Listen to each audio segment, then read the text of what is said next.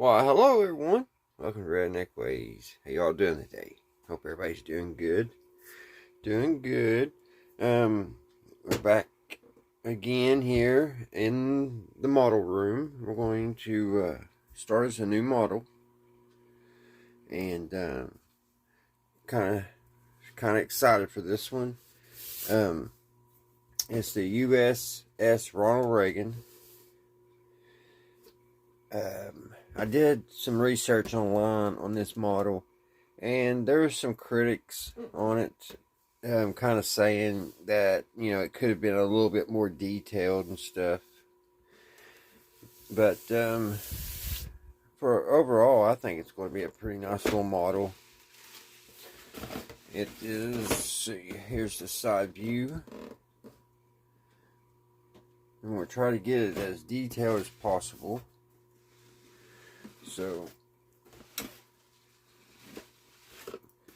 we'll get started on it, guys.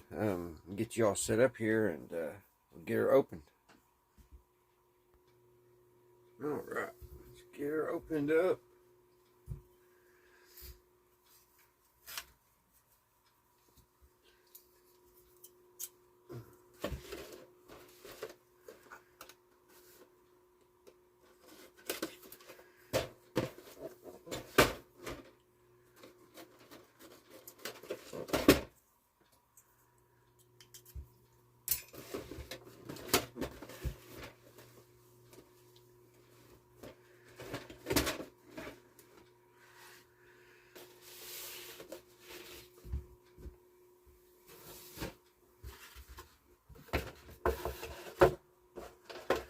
Alright guys, here she is.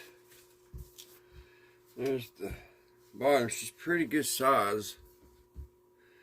It's going to be a really nice looking model to display.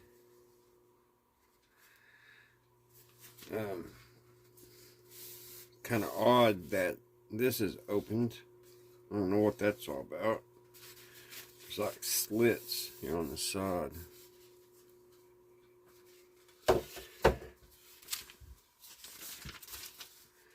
Here's our instructions.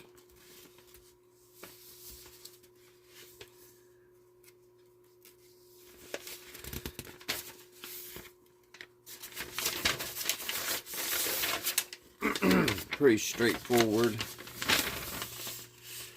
instructions here. So I guess, guys, what we'll do, we'll start right here at the very beginning on number 1, and we'll go through these steps. I don't know if this came with a little platform or not to put it on. We can look at the pieces. There's all the little F-15s and F-16s. It's even got, I was wondering, it's even got little helicopters.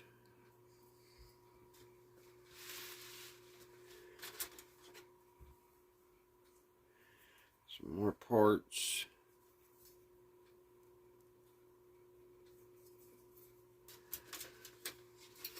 Got a lot of airplanes.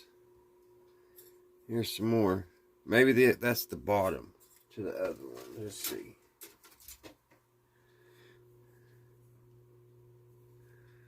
No, I don't know. I was getting ready to say maybe that you had to put them together. That's going to be a lot of aircraft on top of this.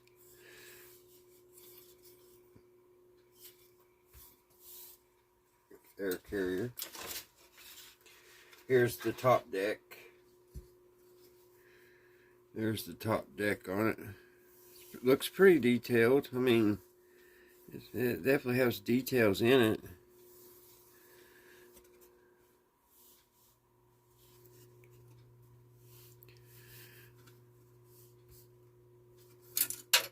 Uh-oh, I just lost a piece. I'll have to, that piece there I have to remember when I'm looking for it. It fell off.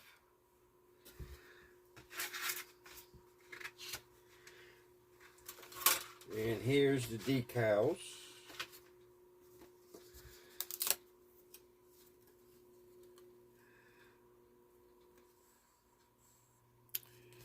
It's got some decals for the runway.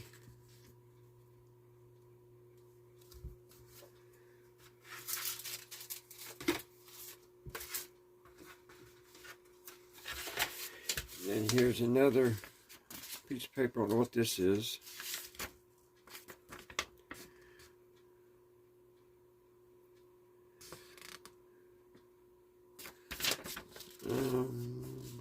Some kind of something you can return back to the model builder. Alrighty guys, let's get ready and we'll get started on it. It's going to probably take us a little while on this one, because I would like to detail it all out really well and try to get it looking just like it looks like if you went down to the Pacific and saw it in the ocean. So tonight's show, guys, is going to be, I'm trying to think, I think we're going to do a scary movie. Not a scary movie, but an old scary radio program. I think we'll do The Whistler tonight. The Whistler came out, I think, 1948. Correct me in the comments if I'm wrong. But The Whistler, he always knows. So we'll listen to The Whistler, and we'll get busy on this, and we'll get her looking good and get it looking battle worthy. So hold on, guys, give me a second and I'll get things set up and we'll get started. Alright guys, here we go.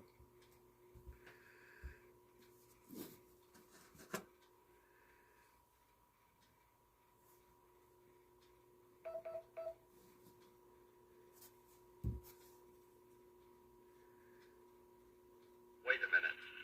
Have you heard The Whistler? Wait a minute.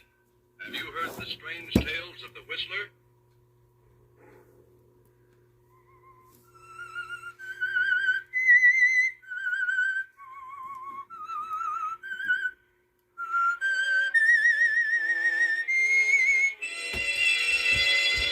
I'm The Whistler.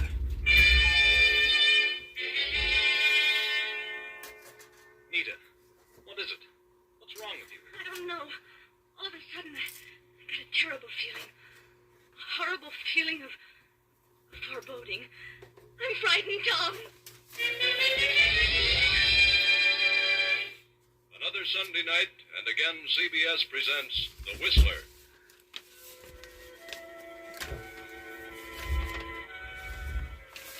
I, the Whistler, know many things, for I walk by night.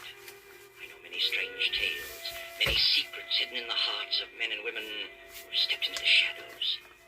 And so I tell you tonight the unusual story of malice. Dr. Jacob Benton is the wealthiest citizen in a certain upstate county, as well as its most prominent physician and surgeon. Jacob Benton is a proud individual, proud of the fact that he comes from a long line of highly successful surgeons. And his greatest ambition is that his son, Tom, will follow in his footsteps and carry on the family tradition. Jacob has also a nephew, Harvey, son of Jacob's scapegoat brother, who married a girl from the wrong side of the town and finally disappeared, leaving Jacob to take care of his young son. After finishing high school, Tom and Harvey entered medical school. Harvey followed through and is to graduate next week. But Jacob's son, Tom, at the end of his third year, wandered over to the East Bottoms at the lower end of town and met a girl, lost interest in medicine, and refused to go back to school. Yes, Father? Come into the library. What do you want? Where have you been? It's 2 in the morning. Why, I've been to a party. Where? A house party. On the other side of town? Yes. In the East Bottoms. You've seen that girl, that Nita, again, haven't you? Yes. What of it? What of it? You're a disgrace to the name of Benton. I've told you time and again that you don't belong over there. I like Nita because she's honest and genuine. She's Not filled with a lot of silly ideas like Eloise. Eloise is a fine girl. She belongs to an excellent family. Oh, bosh. Eloise is a phony. Nita's a real fellow. If you become serious about this girl, you'll be ostracized. I know all about poor Uncle George. He went over to the East Bottoms and met a girl and went to the dogs. But it wasn't the girl. He was no good in the first place. He was a stubborn fool, just like you. I resent being told who and when and where. Are you in love with this girl? Yes. I'm terribly disappointed in you, Tom. I'd prayed that you'd become a surgeon. Gotta cut this out. You were wrapped up in your studies until you met this girl. That's what you think. I'm ashamed of you. So this has got to come Harvey apart. came from the lower end of town. I made him see the light. And then think of it. You about face and walk right into it. See, it says here instructions. Graduates next. Cut it. All right, his name's Benton, too. Let him carry on. He likes medicine. Cut out too. This girl has made a fool of you. Oh, I could kill her. I think I'd better go to bed. Good night. Good night, young idiot. He's going to finish school if I have to. What's all the racket about down here? Oh, come in, Harvey. I heard voices. Yes, it was Tom. He's been to a party across town. Been out with that cheap girl again, that Nita. Are you sure? He admitted it. Says he's in love with her. Tossing his career to the winds over a woman like that. How long has he been seeing her? Several months, I suppose. That's why he wouldn't go back to school. All she's after is his money. How he ever met up with her, I'll never know. I'm afraid I'm the cause of that, Uncle Jacob. You? What do you mean? Well, when I was home last summer, I went over there one evening, several evenings, in fact. Tom insisted on going along. I wanted to see some of the kids. I went to school with Nita and, well, I introduced them. Well, of all things, you were born over there, and if you insisted on going back, it was your own business. But Tom is my son. You knew how I felt about it. You had no right to take him over there. I realize that now. Well, something's got to be done about it at once. Yes, but what? I'll put an end to it. Believe me, I'll find a way, and I'll stop at nothing.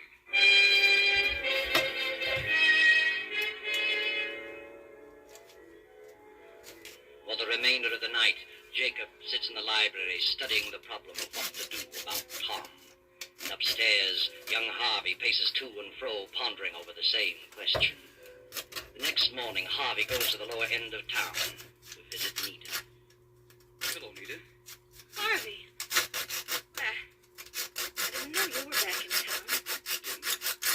Came in last night. Coming back in a few days for graduation exercises. Have you missed me, Nita? Why, yes. Kept you with me the last month or so. Well, I've been busy. Been across town lately? No, why should I? You know, it's a strange thing about this section, all the East Bottoms. It means more than just a place. It's a huge barrier. An insurmountable obstacle. I was born over here, same as you. I got an idea that... And they made that pretty difficult. I was actually going in on the plastic on that one. I finally realized that I would never be accepted. I'd only be tolerated. I'd never be able to practice medicine over there. I think that's all imagination. I told you I had definitely decided to come back here and settle down. So I asked you to marry me. I'm not satisfied here. Since when? I've never been satisfied here. You belong here, Nita. You'll never be able to cross over. You'll be miserable. I know. Maybe. And Tom would never last over here. He'd rash up, just as my father did. What are you talking about? I know what's happened. You're throwing me over for Tom.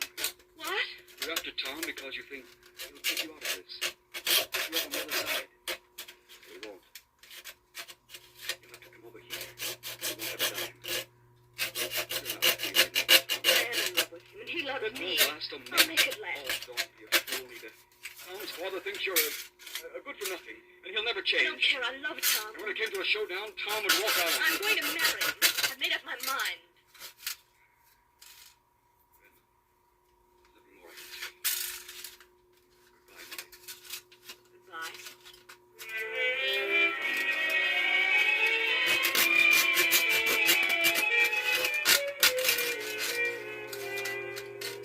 That evening, Dr. Jacob comes to a decision, and he too crosses town and makes his way to Nita's apartment.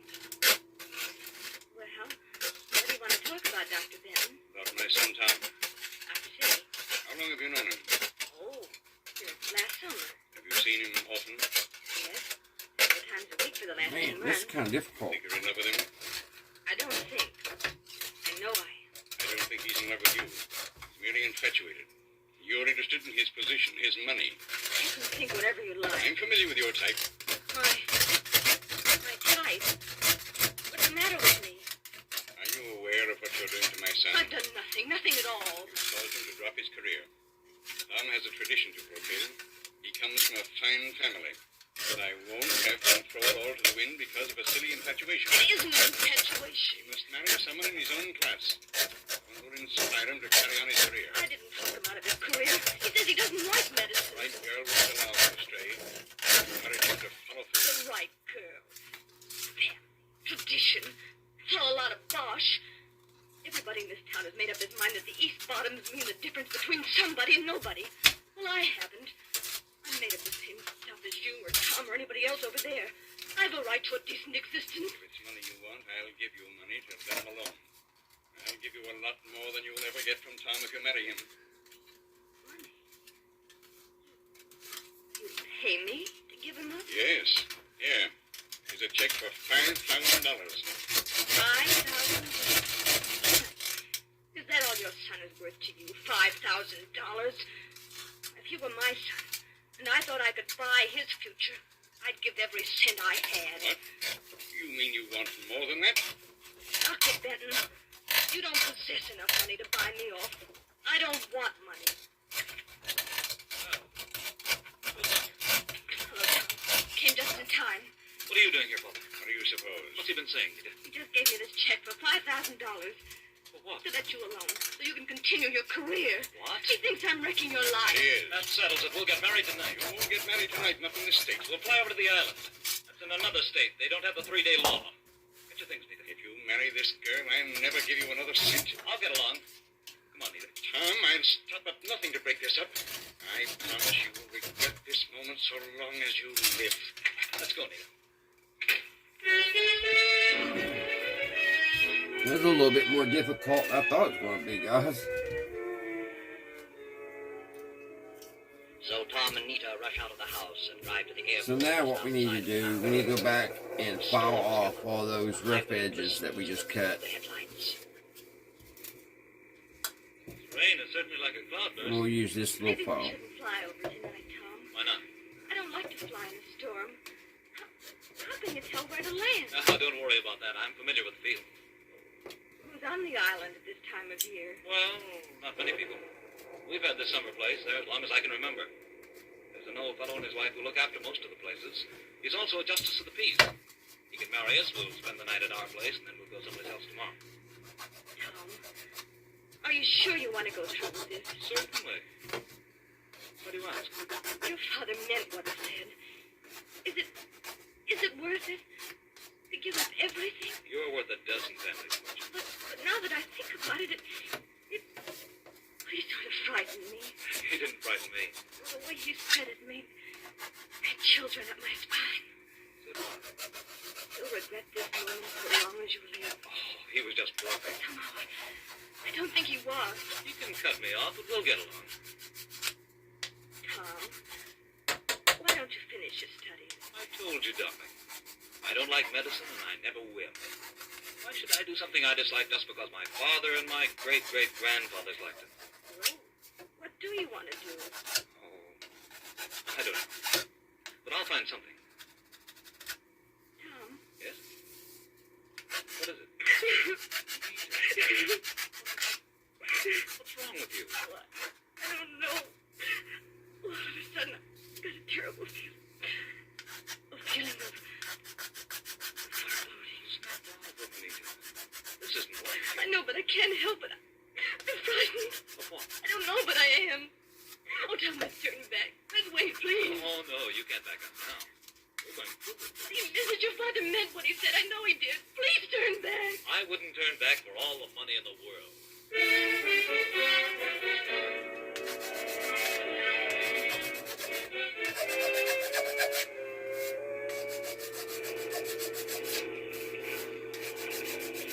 Oh, Tom, I can't see a thing. The light You should have come in the boat. No, it's too choppy for a boat.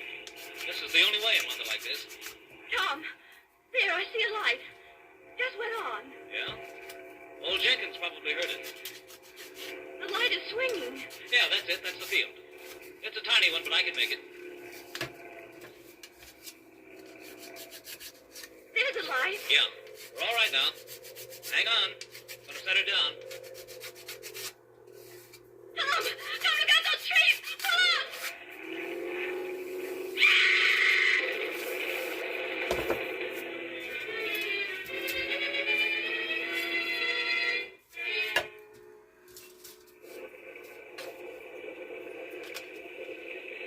Are they dead, Pa? I don't know yet. Good thing it didn't catch fire. Oh, who are they? Don't know. Hold the lantern down here. It's a woman. Don't recognize her. Hey, this is young Tom Benton. Oh, the girl is hurt bad. Look at her legs. They must be broken. Yeah. Come along. We'll get him over to the house. Phone Doc Benton.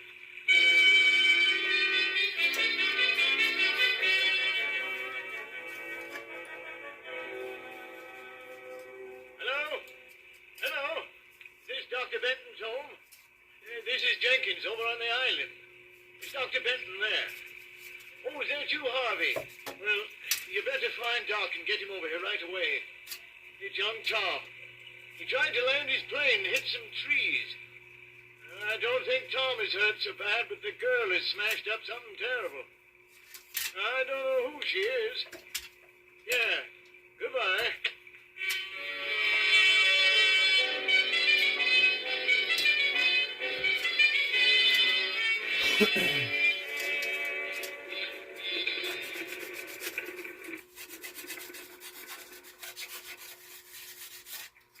Well, it didn't take you long to get here, Harvey. We've got him over at our place.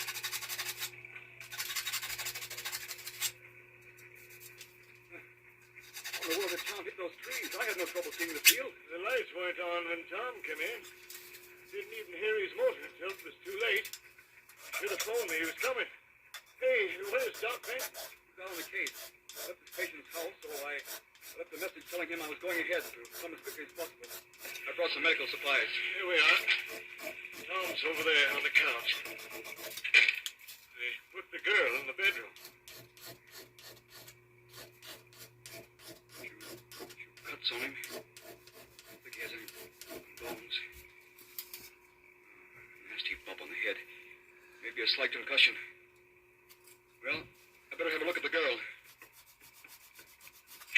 Looks to me like both her legs are broken. Poor kid. You know who she is? Yes, I know who she is.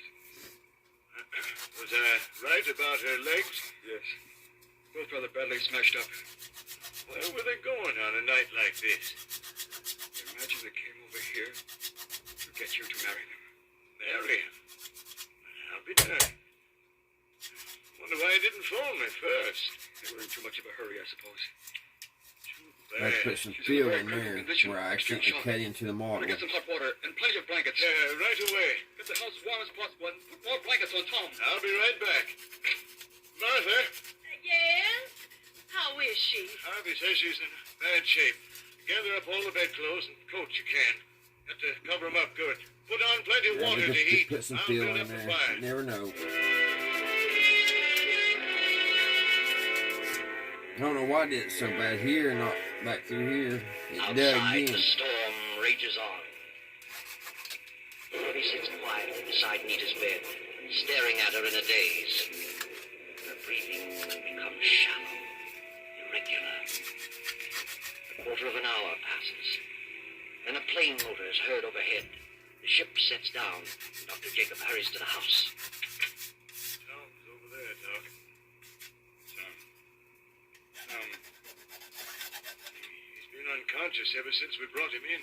Can't find any fractures. He's got an awful wallop on his head. Yes. I see. No apparent concussion.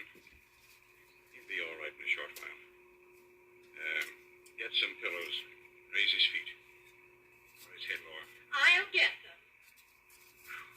Certainly got it hot in here. Yeah. Harvey had had us do that because of the girl. She's pretty bad. Girl. Alright, guys. This got to be cut out, too. This little section. Harvey's in there. Check. Have a look at her. Yeah, that little section right there needs cut out. Harvey. Harvey. I don't know if I can cut it What's the matter with you? with the knife or not. You're just... Are you crying? No, I'm just... a miserable mess. Fine example of a doctor you are. You have to learn to be completely impersonal about these things. Oh, I know. What do you say is wrong with her? Both legs are broken. She's suffering from extreme shock. Uh-huh.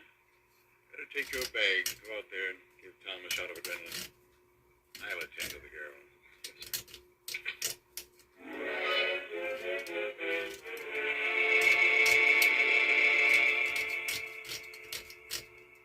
Harvey gives Tom the adrenaline and proceeds to attend to the cuts and bruises. Then he moves to the fireplace, sits staring into the blaze. The storm rages on.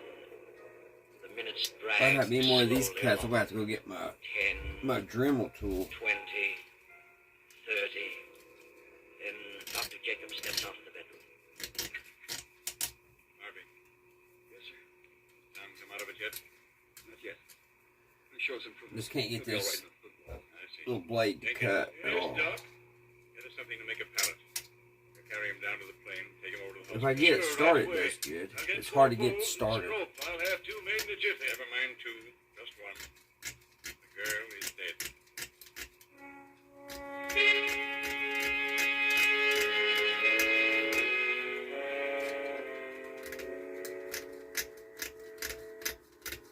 Then on the following day, Tom has fully recovered. Gradually, the events of the preceding hours begin to pass before him. The argument, the island, the plane, Nita screaming, and then the crash, and then Nita. Yes, Nita. Tom sends for his father. But Jacob is already standing in the shadows of the room. How do you feel, Tom? Nita? Is Nita all right? Now take it easy, Tom. Don't get excited. Where is Nita? Forget about Nita for the moment. You've been pretty badly banged up. A little more and you'd have had a real concussion. What about Nita? If you insisted on flying to the island, why didn't you phone Jenkins to turn on the light?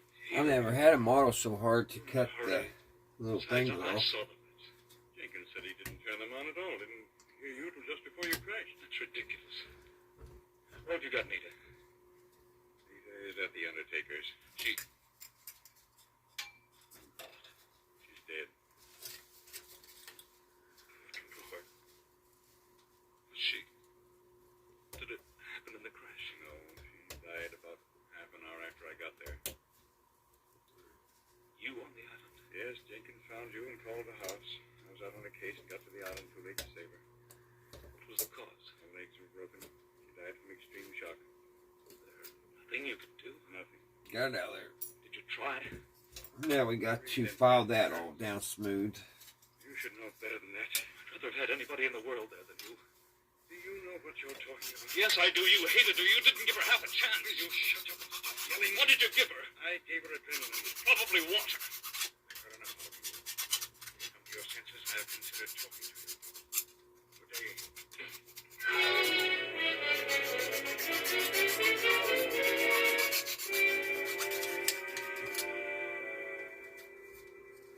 Now Tom, his mind filled with suspicion, his heart burning with hatred, throws on his clothes, dashes out of the hospital, and goes to the island. He reviews the whole situation with Jenkins. Each incident from the time he first heard the plane motor to the moment they took him to the hospital. Tom returns to town, arranges for an autopsy, is now talking to the autopsy surgeon. Well, Dr. Goldberg, how about it? What's your report? Well, both legs were fractured, but there was no compound fracture. There were several minor lacerations about the body and the head contusion. Nothing there that would have caused death. No, nothing. What else did you find? Any evidence of poison? No, none. She was suffering from shock. Well, naturally, but not extreme shock. Then she didn't die from shock. Death from shock would have been prevented by the adrenaline administered. Then you found adrenaline present? Yes. Alright, we got that part done. What do you mean? But one of the most difficult things to We got diagnose these is two the difference pieces between cut out. extreme shock and internal hemorrhage. There Now, was let's see what we do internal now. Certainly. This one was one of the easiest to diagnose I've ever seen. As you well know, adrenaline in internal hemorrhage is absolutely contraindicated. In other words, you think our death was caused by the Now- administration of adrenaline? I do, definitely. But those things happen. Now we gotta cut the whole nose off. Hard we try. Yes. Well, thanks, Doctor. See you later.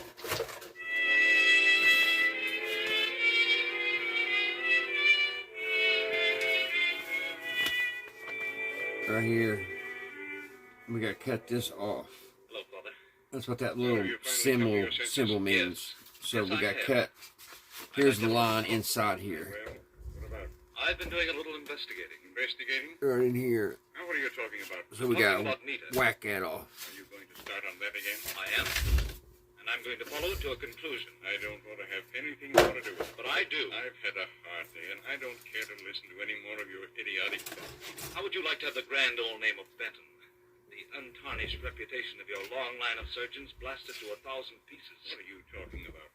How would you like to have it known that you, the eminent Dr. Benton, the trusted, the revered Dr. Jacob Benton, deliberately and with malice aforethought caused the death of a girl? How would you like that? You're insane, positively mad. Oh, no, I'm not. I've gone back over the whole thing. I know you hated Nita. Said I'd regret the day so long as I lived. You threatened to do something, and you did. At your first opportunity. You are crazy. You did everything to separate us. You tried to buy her off. When that didn't work, you killed her. Get out of here. Leave this house. You didn't just let her die, you killed her, murdered her. Get out. I know what I'm talking about. I had an autopsy performed. An autopsy. Go on. She didn't die of shock. What then? She died of a very obvious internal hemorrhage, aggravated by adrenaline, which is contraindicated. You're a specialist in that line. You couldn't have made that mistake in 1,000 years. But I was positive it was shock. You knew what it was. No, I must have been wrought up. I could have made that one wrong diagnosis that happens once in 1,000 times. Oh, no, I saw the body. I could tell. With as little medical experience as I've had. You mustn't say anything further about this. Why not? It would ruin my reputation. Oh, now you're worried about your reputation.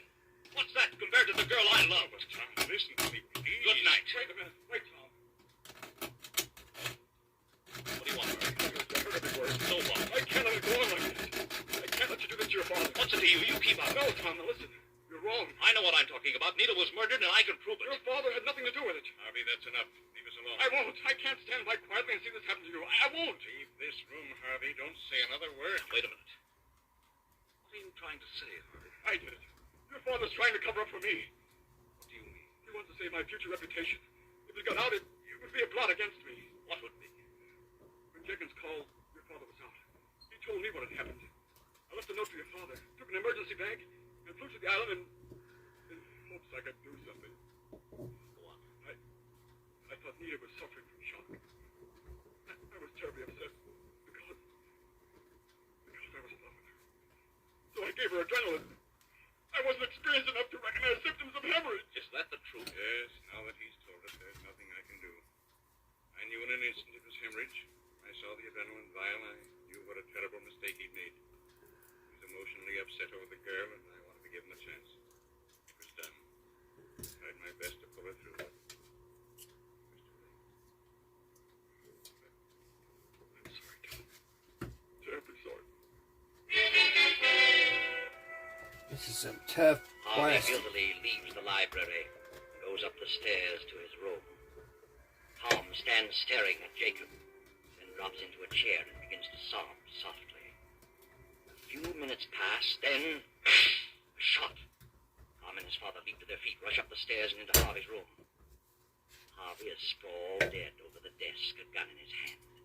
And on the desk, a note. Got that popped off, guys. Got that cut off. Read it, Tom. Don't need that. Dear Tom, can't stand it any longer. It's been driving me crazy from the moment I did it. I gotta file this real nice and smooth. Every second of the day and night. I was in love with her. When she ran away with you, I lost my reason. imagined she'd be better off dead. I was filled with hatred. I knew she was suffering. I gave her the adrenaline, a bit of revenge. Now it's driving me mad. Forgive me. Harvey. Well, that's the end. Another case of jealousy. Another example of the futility of allowing oneself to become a victim of the green-eyed monster, jealousy. Alright, guys.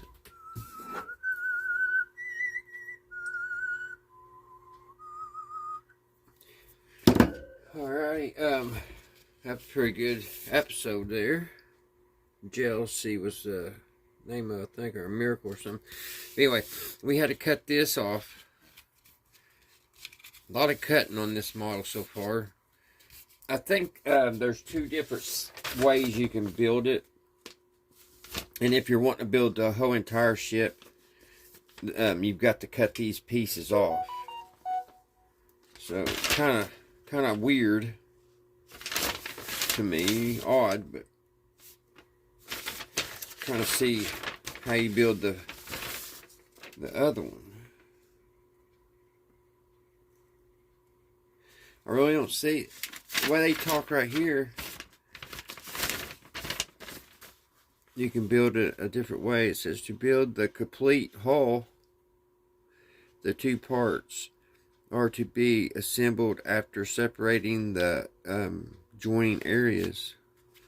So I don't know. Kind of odd. But alright guys, I'm going to take a couple minute break, make some coffee, and we'll actually get a couple pieces glued on, guys, and listen to one more episode of The Whistler before we finish with part 1 of the USS Ronald Reagan. I shall return.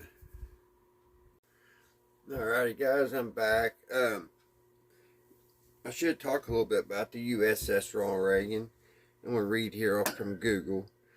The USS Ronald Reagan CNV-76 is the 9th Nimitz-class nuclear-powered aircraft carrier and is named in honor of the 40th President of the United States.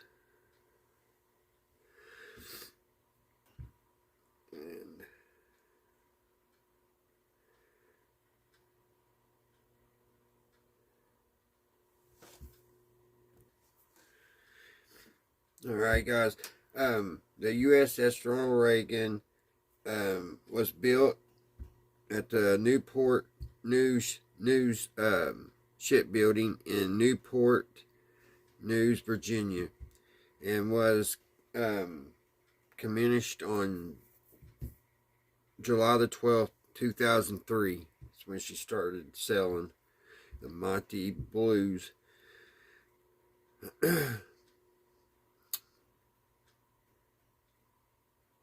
It was ordered December the 8th, 1994.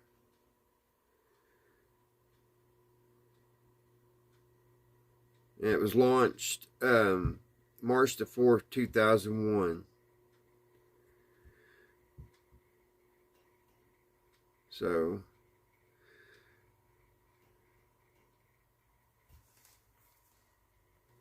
she's been on the water for a while. I kind of read on a little bit here while I had it on pause. I myself have the worst problems because I work on old radios too. And Westinghouse has, when I get one of those radios, it gives me so much problems. And they're really hard for me to fix. So I thought this was kind of funny. The USS Ronald Reagan, it has 2 Westinghouse A4W nuclear reactors. Has 4 Sturm turbines, and it has 4 shafts. The speed is 30 plus knots to 35 knots. Well, 30 knots equals 35 miles per hour. Estimated distance 20 to 25 years. That don't make sense. It says here range. Oh, okay. Unlimited distance, 20, 25 years. So I guess that's the range on the nuclear reactors, 20 to 25 years.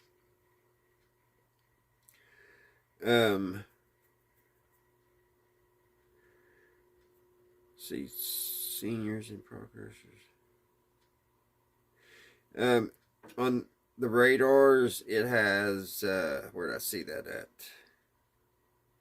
This is just going off. It has air search radar, fire control radar, air traffic control radar, air traffic control radar, instrument landing systems radar, guidance system, and 3 MK95 radars.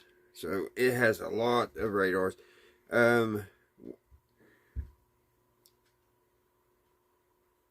It has a SLQ-25A Nixie torpedo.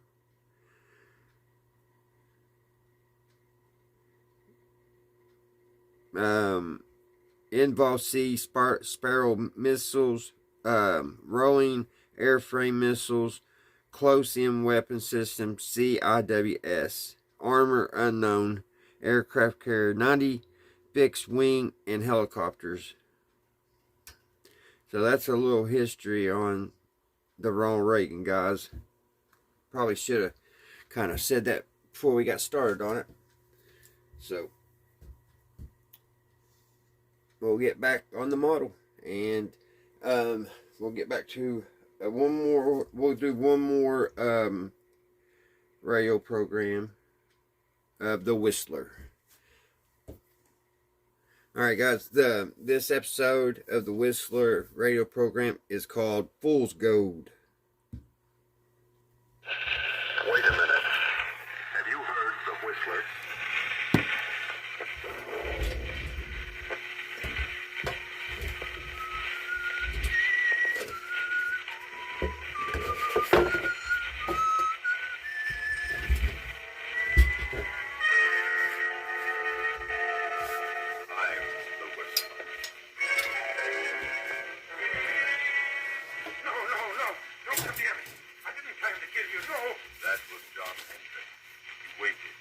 Waited for a chance to sell his soul to the devil. Money is not enough, John. Money is not enough. We want you, John. We want you. That was his wife, Martha, the former widow Marsden. Yes, Mother. Yes. And her simple-minded son, Henry. Go ahead, son. Go ahead. We must have John Henry. Yes, Mother. Yes, Mother.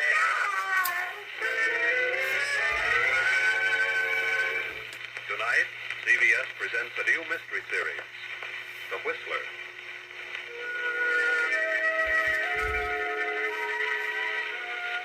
And I, the Whistler, know many things, for I walk by night. I know many strange tales, many secrets hidden in the hearts of men and women who have stepped into the shadows. I know the nameless terrors of which they dare not speak. And so I tell you tonight the strange story of retribution. Gaze up this muddy rain-stranded road. A small, lonely stone building appears against the lightning-streaked sky. The dismal courthouse of a southern village. The village of Marsdenburg.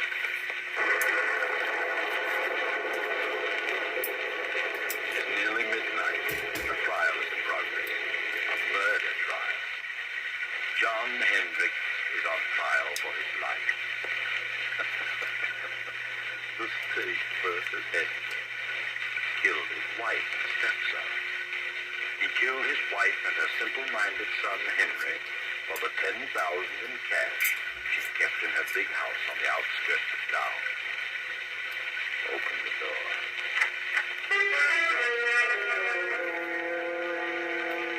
There he stands, John Hendricks, a huge, silent man of 50, large, bony hands.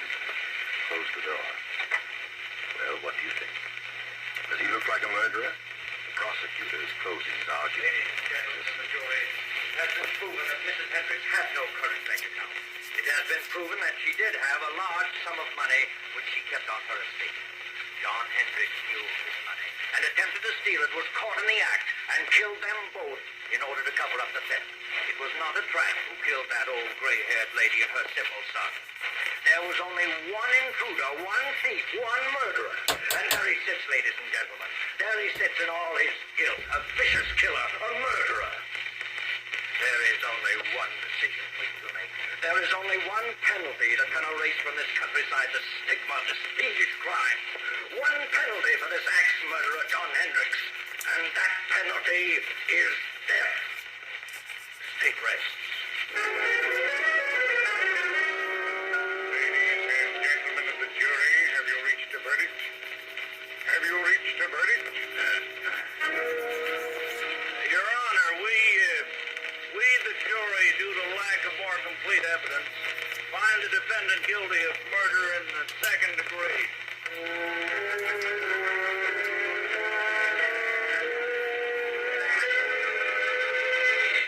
Second degree. Cheated death. You get life. Surprise? Of course you are. But it had to be. Yes, it had to be. I know.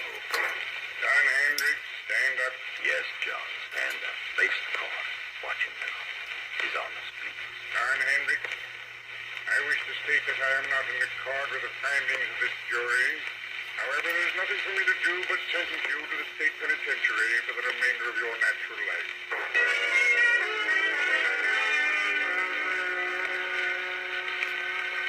Know where you are now? Recognize that huge, sprawling stone structure with the high walls around it? State penitentiary. How much later? 10 years. John Hendricks is in there. He has a number now. It is 1013. Let's go through the gates. Up the steps. Down the corridor. Here we are in cell block 2. Night again.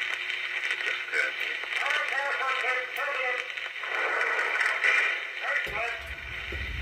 This has been going on for 10 years for John Hendricks, 1013, and his cellmate Bill, 1014. Bill, 1014, is a gangster, or rather he was.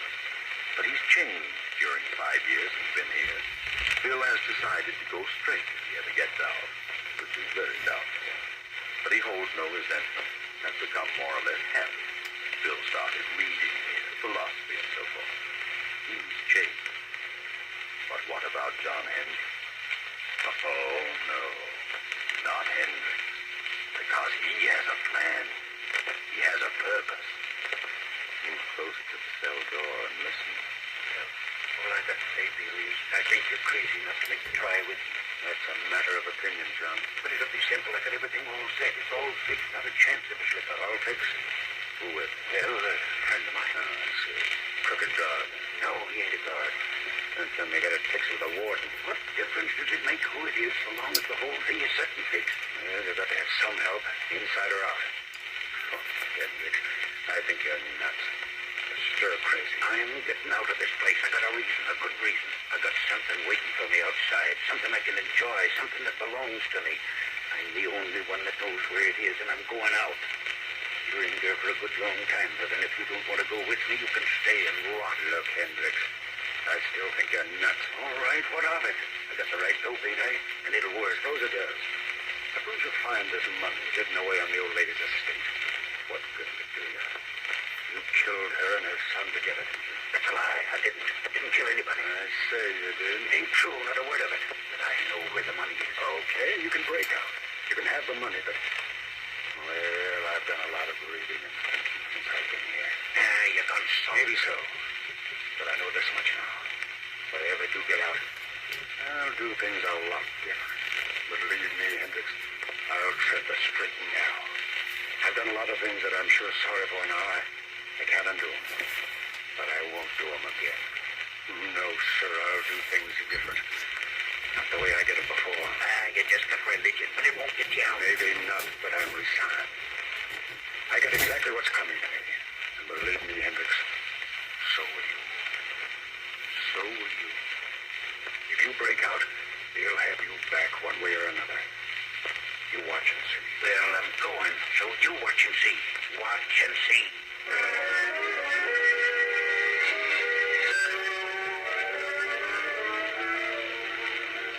Now, another storm. Another night, a lonely country road, a car. We're in the south. That village we passed a few miles back, that silent, sleeping village was Marsdenburg. Yes, Marsdenburg, remember? That small, lonely stone building was the courthouse. The courthouse where John Hendricks was tried and convicted. We're on the outskirts now, on a lonely road. A young man is driving the old car, and there's a girl beside him. Motor trouble? Well, there, just ahead, a light. Yes, it's a little crossroads store. Pull in. There's a light, but I don't see anybody. Oh, it's closed. We better drive on. I guess you're right. Evening, folks. Like to trouble. We're having motor trouble. Is that so? How you doing driving around on a night like this? On our way west. Mister, is there an inn or something around here where we can stay for the night? An inn?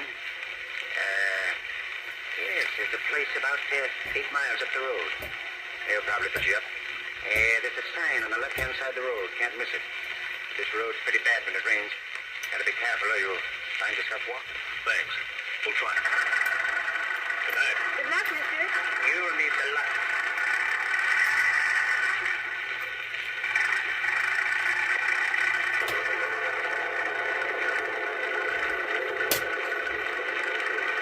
The storm is increasing now. The muddy road sparkles in the flashes of lightning. The tall, dark trees sway back and forth in the fury of the storm like moaning lost souls. The little car lurches and bounces in its tight heat center of the highway. 2 miles, 3 miles, 4, maybe 5. And look, there it is, straight ahead. The right side of the road, a blue light. Ah, yes, that's it. Wait, George. Did the old man say on the right side or the left side of the road? George, what's wrong? I don't know. The distributor must have gotten wet. Look, George. What? That blue light we saw is gone. Where is it? They must have passed it. Well, we couldn't have. I was looking right at it. It seemed as though it just disappeared in the thin air. I'd better turn in here. This motor won't last much longer. Yes, so. I can't see a thing. George, Can you? it's certainly a desolate looking place. There must be a house back in there. There it is. Look, there's a driveway. 20 feet ahead. Oh, yeah. Well, this motor's about to conk out. We'd better drive in and see what we can find. Yes. Drive in, George. You'll find something. That's right. Through the gate. Make the curve. Hurry. There goes a motor. A little more. Now. Oh, we just made it. Thank heaven. Yes, that's right. Always thank heaven at a time like this. All right. Get out and go up on the porch. Now, let me help you. I'm all right. What do we do with the bag? We'll leave them here in the car till we find out if there's anyone here. Come on.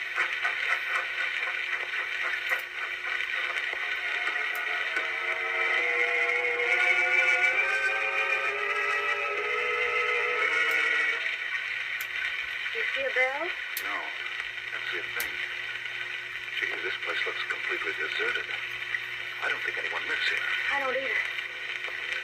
Let's go.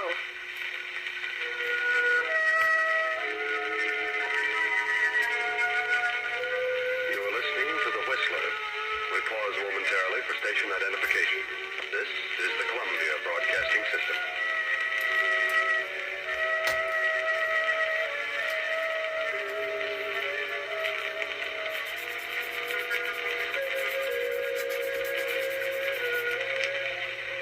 George, let's don't knock. I don't like this place. Let's go on. How with the dead motor? Where did we go? I'll knock. Well, all right. That's right. Knock, George.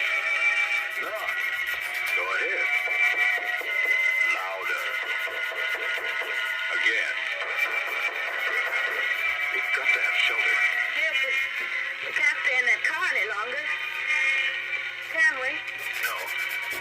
halfway done. Here it comes. Now you're on your own, George. On your own. There is someone. Yes? Oh. Good evening. What is it? Well, you see, our car, Yes, our car stalled. and we can't go any farther. It's such a terrible night out that we thought we could stop here for the evening. Stop here. Why, yes, we saw your light and... Light? What light? Why, the little neon out in front. There is no light. Well, have you a room?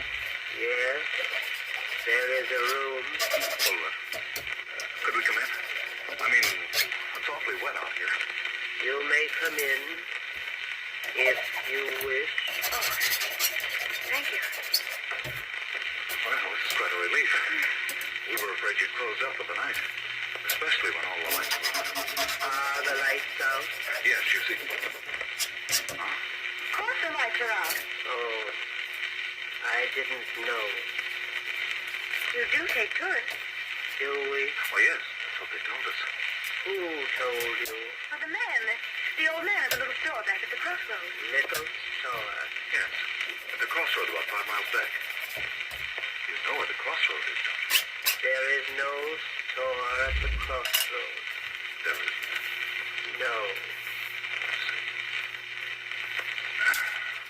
Look, madam, would you mind turning on the lights? I can't see a thing. We have no light here. No light. Give me a flashlight. She means there's no electricity. No. There is no light here. Oh, throw the flash around. There must be a lamp. No. Don't make a light. We see well in the dark. We? Who's we? Is there someone else in the house? My son. Oh, he's going to bed? No. He is standing beside you. Beside who? You. Us. Yes, Mother. Oh, Gee, give me that flashlight. got it. You got it. Oh, yeah. How long have you been standing there, Bub? Since you came in. That's so. Well, I didn't see you. You make a noise like a spook. Who are you? What is your name? George Kendall. This is my wife, Jill. We're on our way west. We're travelers. Travelers? So are we. What? Quiet, son. Quiet. No, let him talk. He's quiet. How long have you folks been living here? We lived here all our lives. How about closing the door? Is the door open? Why, of course it's... What? George! Now, take it easy, Joe. Don't get excited. Oh, look, madam, there's a candle on that table up there at the fireplace. Is there? Yes, and if you don't mind, I'm going to light it. Please don't. Oh, wait a minute. If you want us to stay here, we insist that we have some light. You want us to stay here, don't you? Do we? Do we, son? Yes, Mother. What are you looking at me?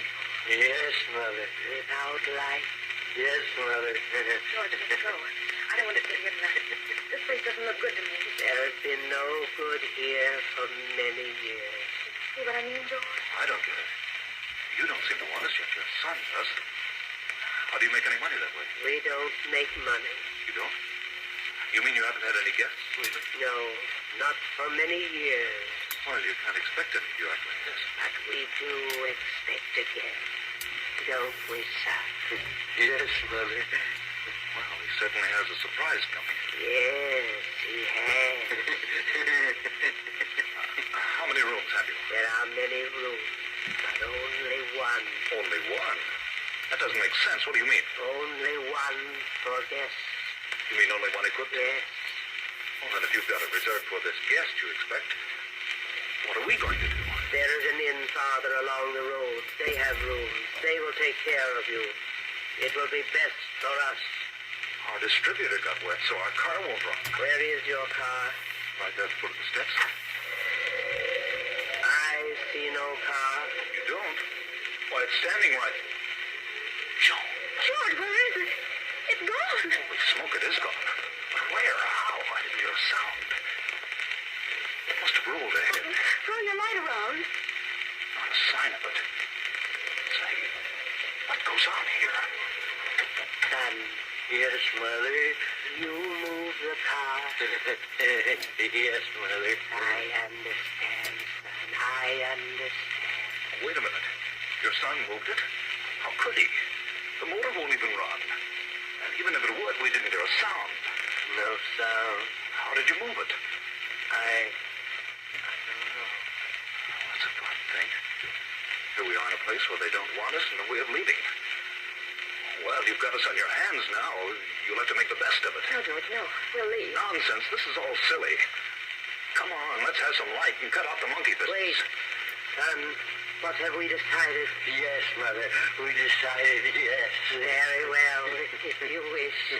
If you wish, you may stay. Stay until... Till when? All night? Yes, Mother. If you wish. That's better. That's more like it. Now I'll light this candle. There we are. George. Look. Look at the dust and the cobwebs. This looks deserted, like an old cellar. Well, how about the room? Do we get it, or the guests are expecting? There is another room that will do, perhaps. Well, could we see it? Yes. And by the way, how much do you charge? We charge nothing. Charge nothing. Nothing. Sounds silly, but it's right for us. We're running short anyway. Well, let's see the room. Very well. It is upstairs. After you, madam. No. You go first. Very well. Come on, Phil. Bring that other candle. Come, son. Follow me. Yes, Mother. I never saw so much dust. Oh, they must like it. You know, nice clean dust. That room at the head of the stairs. Why, this room was well furnished. Is this the room reserved for your expected guest? No. But you said you had only one room furnished. Who sleeps here? I stay here now. I see. Or do I? It's a nice, soft bed. It was always comfortable. We'll leave you now. Come, son. We must leave them alone now. Yes, Mother. Leave them alone. Good night. Good night. You will lock your door. Huh? Oh, yes. We'll lock it. Goodbye. Say, did she say good night or goodbye? I don't know. I thought she said... She did say goodbye. Golly, what a screwy outfit. I wish we hadn't had car trouble. That's what we get for trying to drive in this storm. How much money have we left? Not much. Just enough to get to Los Angeles the way I figure. Once I get there, I know there'll be a job for me. We'll make it, don't worry. You'll see me in a nice job in Hollywood. I'm not worried about seeing you in Hollywood. No? No. I'm just worried about seeing you in the morning.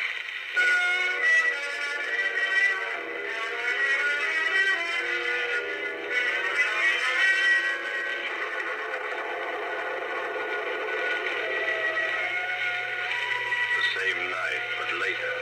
It's midnight. Another car on the same road. You know who it is. It's John Hendricks. You know where he's going. He turns in at our deserted mansion, up the driveway, and stops. Steps out. Slips up the steps, opens the door, and throws his flash about the dusty room. Cobwebs glisten in the beam. Few moments, the light comes to rest on the fireplace. He steps quickly to the mantel, draws a small hammer and chisel from his pocket, and sets to work removing a brick. Now he's finished. The brick is loose. He reaches in and withdraws a heavy yellow envelope. He starts to put it in his pocket, but suddenly freezes in his tracks. He can't move. He turns icy cold. Turn around, Hendricks. Turn around. Look. At the foot of the stairs across the room stands a woman holding a candle, and beside her a grinning youth holding an axe. Turn around, Hendricks. Look at their heads covered with blood. Turn around. John Hendricks murderer. John Hendricks, please. What? Yes, John. Henry? Yes, John. No. We've come for you, John, the same way you came for us. We've been waiting for you, John. We knew you'd come back for the money. We've been waiting. We've come to take you, John. No, please don't come near me. Please. You must suffer, John, as we have suffered. I've suffered. Not enough, John. Not enough. I didn't mean to do it. I didn't plan to kill you. I went mad, lost my head. No, don't come near me. You can have the money. You can have it. Then give it to us, John. Give us the money. You won't need it now. Come, son. We must have the money and we must take John. Come, son, come. No. There's the money on the floor. Money is not enough, John. Money is not enough. Go ahead, son. Go ahead. We must have John Hendricks, thief, murderer. Yes, Mother. Yes, Mother. No. Bullets won't stop us.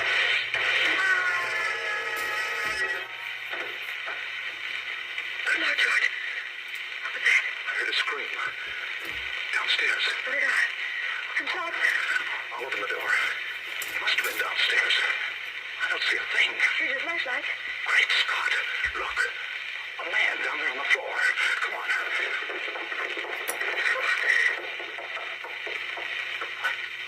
He's dead. Look at the gun. It's been fired. But I don't see a mark on it. Let's get out of I'll here. say, come on. Hurry it up. Turn for your eyes. George! Cops. What's going on here? Hand over the gun. Thanks. What are you doing here? Well, we're stopping here. That is, we're just leaving. I can see that. Know this man on the floor? No? Yes. Joan, what's the matter with you? No, we don't. We Take don't. a look, Frank. Yes, sir? What are you two doing here? Why, we're guests. Yes, we're both guests. Guests? Who's guests? Why, guests, lodgers, tourists, guests of the old lady. What old lady? The old lady that lives here. The old lady and her son. You'll have to cook up a better one than that. What do you mean? Drive here? Where's your car? The son took it. Son, old lady, what are you talking about? They live here. They said they owned this place. We had motor trouble, and they put us up for the night. What about him, Frank? Well, he isn't dead, breathing. Looks like he had a stroke or something. It's him, all right. John Hendricks. Take a look around. See if there's anyone else here. Yes, sir. What's your name? George Kimball. This is my wife. We're on our way to California. Do you know who this man is? Certainly. We've been on his trail. He's an escaped convict. This your gun? No, sir. Did he shoot at you? No, sir. You shoot at him? This gun's been fired, and we heard shots as we turned in the driveway. Not a sign of anyone, sir. Nothing but dust and cobwebs. Look, Kimball, you said there was an old lady and her son here. Sure. They were here all evening. And not here now. Well, they let us in and showed us to our room. They certainly were here. What did the old lady look like? Well, she had gray hair, wore a house dress and an apron. What did the boy look like? He was a big kid, about 20. Had a round, rosy face, and I think, well, that I know he was kind of simple-minded. He had a strange laugh. And he had red hair. Well, I'll be darned. What do you think of that, Frank? Golly, isn't it a creep? Why so? You know who you've just described? No. The old lady and her son who used to live here. Used to live here? Yeah.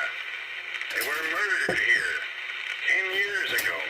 What? Murder? Sure. This man on the floor was her husband, the boy's stepfather. He was tried for killing them with an axe and stealing her money and bonds. He got off at second degree because of lack of evidence. He escaped a week ago and headed this way. We've been on his trail ever since he entered this county. So you see, Kimball, if there was anybody else here tonight, it must have been a figment of your imagination. This house has been deserted for 10 years. Oh, George. Good Lord. Look, Sergeant. Found this envelope on the back doorstep. It's the money. Well, what do you know?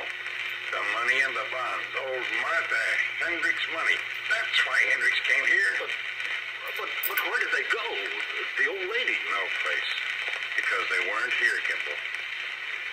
Well, better get them out of here and back to headquarters. Oh, wait a minute. Don't leave us. We won't. You're coming along, too. Why? We need you for a day or two. All right, let's get going, Frank. Come on. But where did they go? We saw them. I know they were here. Well, you certainly described them to a T, but don't worry too much about it, you know. Things like this can drive you nuts. You know what I mean? Things like this, well, things like this sometimes just happen. You know what I mean? No. Well, oh, come on, let's go before I get the heebie-jeebies. What did he say? Things like this just sometimes happen. Just happen. Well, sometimes they do and can't be explained. But not this time. Oh, no, not this time. This can be explained. Remember John Hendrick's cellmate Bill? Bill number 1014? He can explain. He knows all about it. Because he planned it. Bill wanted the money. He'd learned all the dope from Hendrick.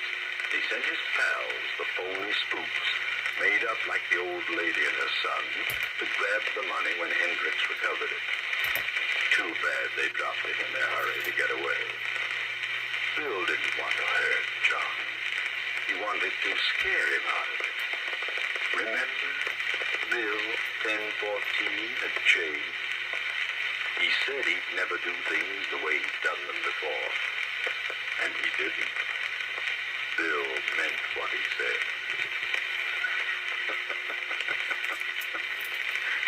Good night.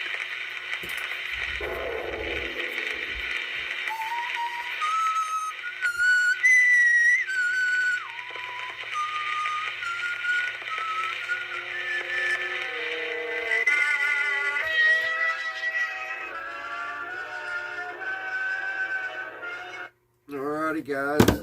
That'll about wrap it up for this go around. We didn't get a lot done, but at the same time, we did. We got quite a bit accomplished. We've got a good start on the USS Ronald Reagen. Bring it down here in a second. Let me get this. It all needs to dry. There's going to be a couple of places that I'm going to have to add some fill in. I don't like how that is trying not to attach itself there. That looks better. I'll have to put a little bit more glue right there.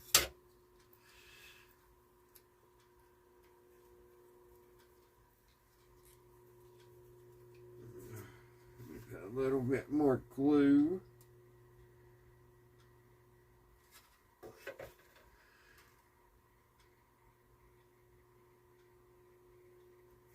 Well, they'll come out right like that. Everything looks pretty good now. It has to be down in there like that. And I got too much glue here. I'll probably have to, when part of this dries, I'll probably have to go back around it and fasten. I have my finger stuck.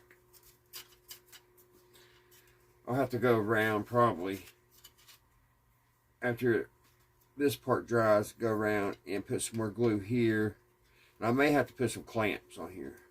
It's been a pretty hard piece to get glued in place. I just want to make sure there's no gaps and everything's going where it's supposed to, because once this glue dries,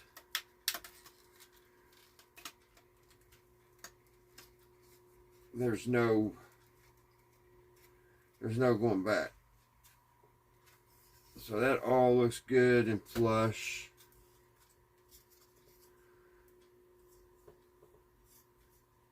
That back end's going to have to be glued. I'll probably put some glue in there, and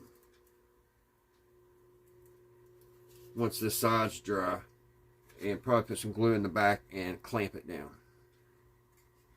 But the sides look perfect. So we'll let that sit there and dry overnight. I've got a little bit of glue on my fingers and it keeps getting stuck.